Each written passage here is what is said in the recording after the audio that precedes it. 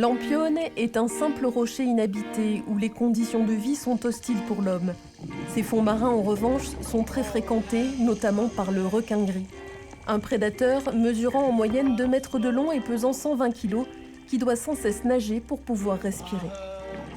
Il est important de réussir à protéger les grands prédateurs marins, ce que l'on n'a pas su faire sur la Terre. Aujourd'hui, il reste peu d'endroits où l'on peut voir les grands prédateurs terrestres. En mer, nous avons encore le temps d'agir.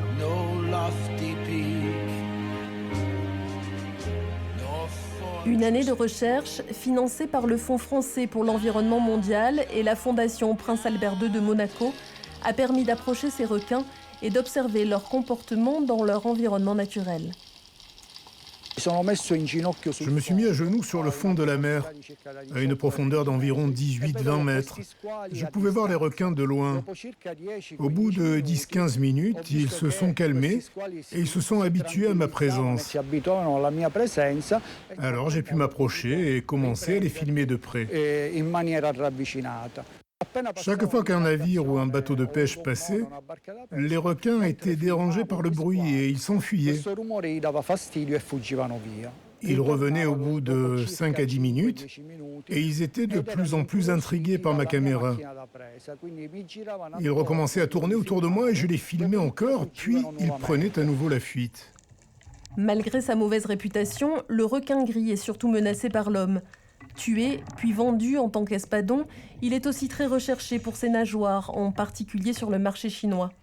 Des spécimens sont alors rejetés dans l'eau, où ils se vident de leur sang ou meurent asphyxiés, incapables de nager.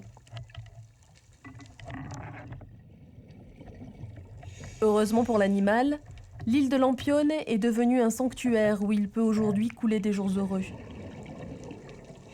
Conscients de sa fragilité, les organisateurs d'excursions de plongée ont signé une charte afin de concilier respect de l'espèce et tourisme.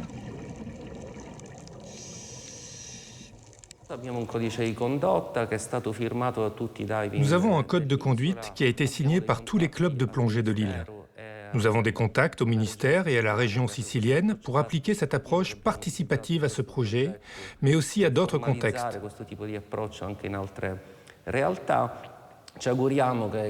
Nous espérons que les perturbations que subit cette espèce diminueront dans les années à venir et qu'il sera possible d'aller à Lampedusa et aussi à Lampione pour observer les requins gris dans la nature. Nous espérons aussi que le public sera davantage attentif à ces animaux.